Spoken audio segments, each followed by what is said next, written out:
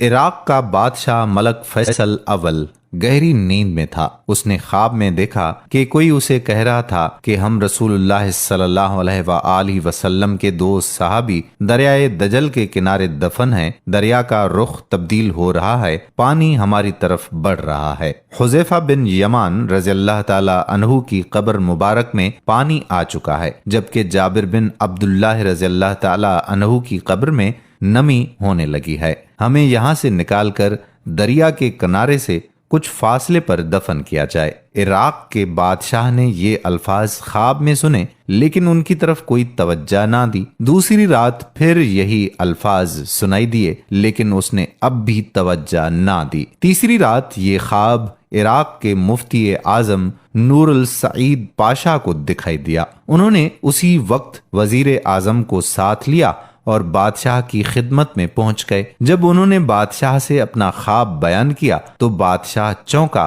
اور بولا، یہ خواب تو میں بھی 2 بار دیکھ چکا ہوں۔ اب انہوں نے مشورہ کیا۔ آخر بادشاہ نے مفتی اعظم سے کہا کہ پہلے آپ قبروں کو کھولنے کا فتویٰ دیں، تب میں اس خواب کے مطابق عمل کروں گا۔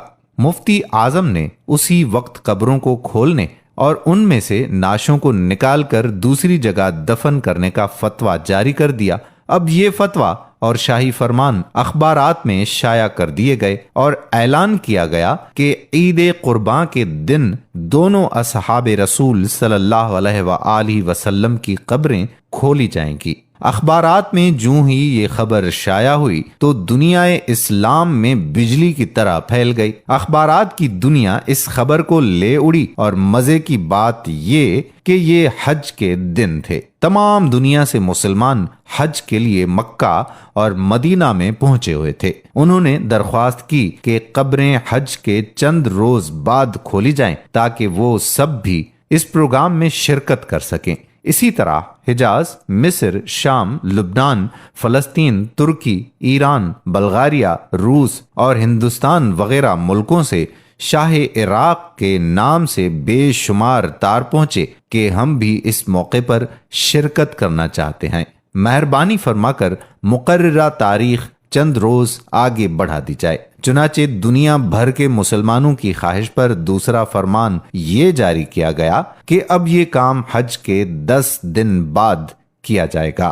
آخرکار وہ دن بھی آ گیا جب قبروں کو کھولنا تھا۔ دنیا بھر سے مسلمان وہاں جمع ہو چکے تھے۔ پیر کے دن دوپہر 12 بجے لاکھوں انسانوں کی موجودگی میں قبروں کو کھولا گیا۔ حضرت حذیفہ بن یمان رضی اللہ تعالی عنہ کی قبر میں کچھ پانی آ چکا تھا، جبکہ حضرت جابر بن عبداللہ رضی اللہ تعالی عنہ کی قبر میں نمی پیدا ہو چکی تھی، اگرچہ دریائے دجلہ وہاں سے 2 فرلانگ دور تھا۔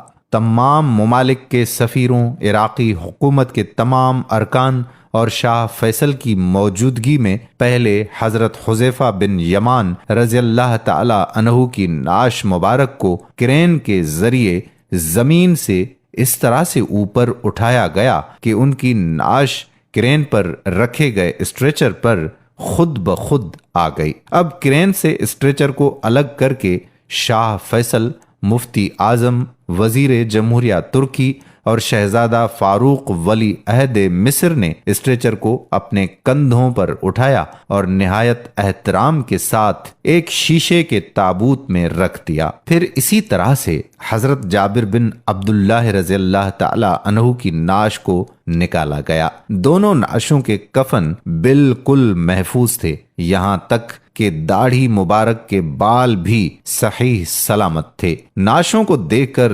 قطعاً یہ احساس نہیں ہوتا تھا کہ وہ 1300 سال پہلے کی ہیں، بلکہ یوں گمان گزرتا تھا کہ انہیں وفات پائے ابھی مشکل سے 2-3 گھنٹے ہوئے ہوں گے۔ سب سے عجیب بات یہ ہے کہ دونوں کی آنکھیں کھلی ہوئی تھیں۔